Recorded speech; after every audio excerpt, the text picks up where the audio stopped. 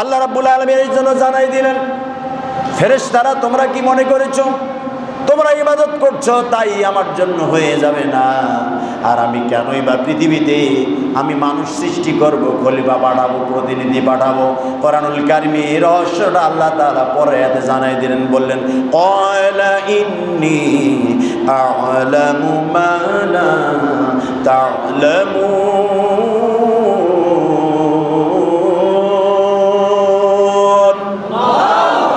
আল্লাহ রাব্বুল আলামিন জানাই দিলেন, ফেরেশতারা তোমরা যেটা বুঝেছো সেটা ঠিক না, আমি যাহা জানি তোমরা তাহা জানো না।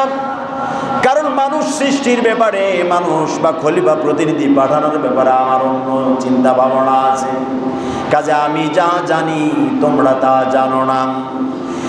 আল্লাহ রাব্বুল আলামিন মানুষ সৃষ্টি করলেন, সৃষ্টি করার পরে এরপরে আল্লাহ রাব্বুল আলামিন বললেন, তোমরা যে মনে করেছো মানুষ পৃথিবীতে পাঠালে তারা দাঙ্গা হাঙ্গামা সৃষ্টি করবে, মারামারি সৃষ্টি করবে, দেখো তোমরা কি শ্রেষ্ঠ না মানুষ শ্রেষ্ঠ?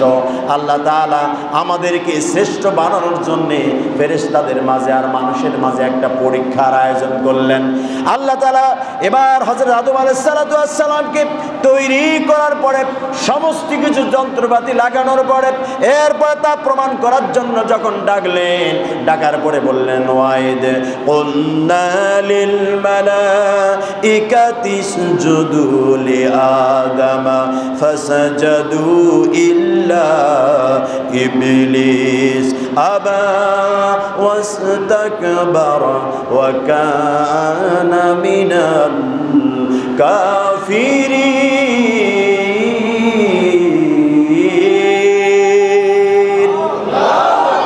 আল্লাহ রাব্বুল আলামিন জানাই দিলেন, ডাকলেন, ডাকার পরে বললেন ও ফেরেশতারা তোমরা এই জিনিসগুলোর নাম বলো তো দেখি।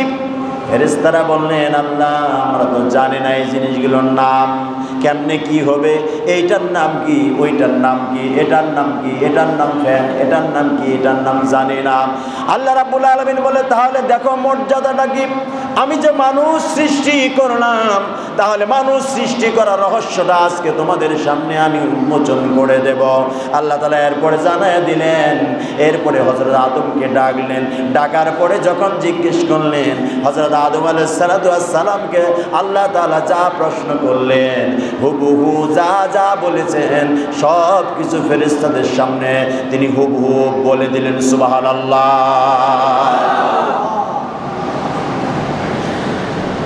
যখন সমস্ত কিছু বলে দিলেন, এই অবস্থা দেখে যখন কেউ একটা ভালো কিছু পারে তাকে সম্মান করে মানুষ মর্যাদা দেয়। ফেরেশতারা হযরত আদম আলাইহিস সালামের ব্যাপারে তারা সম্মান দিলেন, মর্যাদা দিলেন, মাথা নত করলেন। এই মাথা নত করা মানে সেজদা নয়, এই মাথা নত করা মানে তাকে সেজদা নয়, তাকে রব বলে স্বীকার করা নয়, সেই সৃষ্টি এমন কোনো নয়।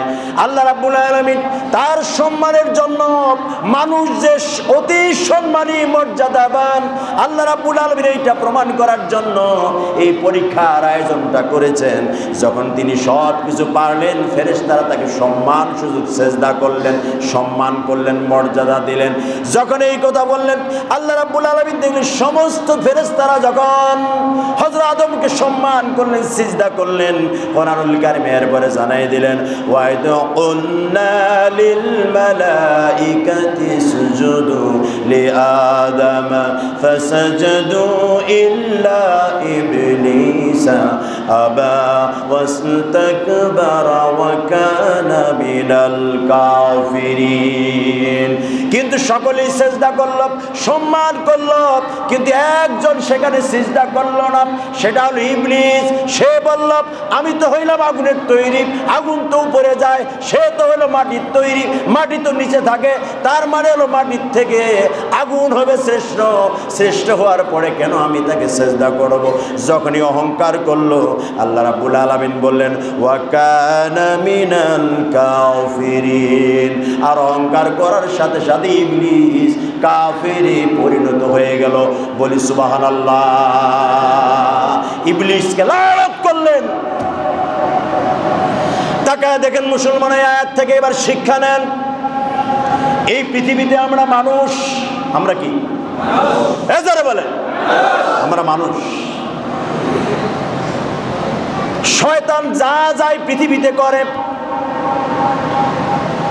এর থেকে এক বিন্দু পরিমাণ আমরা কোনো জায়গায় কম নাই। মারামারিতে কম নাই, কিলাকিলিতে কম নাই, হানাহানিতে কম নাই, অন্যায় কম নাই, মিথ্যাচারে কম নাই, গীবতে কম নাই, কোনো জায়গায় কম নাই। যেখানে হত্যা সেখানেই মানুষ, যেখানে কিলাকিলি সেখানেই মানুষ, সবখানে শুধু আজকে আমরা জড়িত হয়ে গেছি। প্রিয় ভাইয়েরা আমার, আর অহংকারের মধ্যেও আমরাও আছি, তাকাব্বরের মধ্যেও আছি।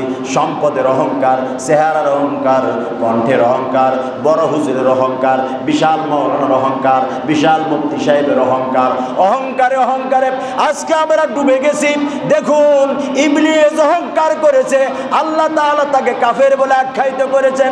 তার মানে হলো সহজ কথা, শিক্ষণীয় কথা, সে যেই হোক, সে এলাকার মাতবর হোক, সে মসজিদের কমিটি হোক, সে এলাকার মেয়র হোক, সে এমপি হোক, সে মন্ত্রী হোক, সে প্রধানমন্ত্রী হোক, সে রাষ্ট্রপতি হোক, সে যেই হোক, সে ব্যবসায়িক হোক, সে হুজুর হোক, সে বাহারুল আলেম হোক, যার ভিতরে অহংকার থাকবে, ইবলিসকে যেমন কাফের বানিয়েছে, সেও হলো কাফের অন্তর্ভুক্ত। ঠিক কিনা?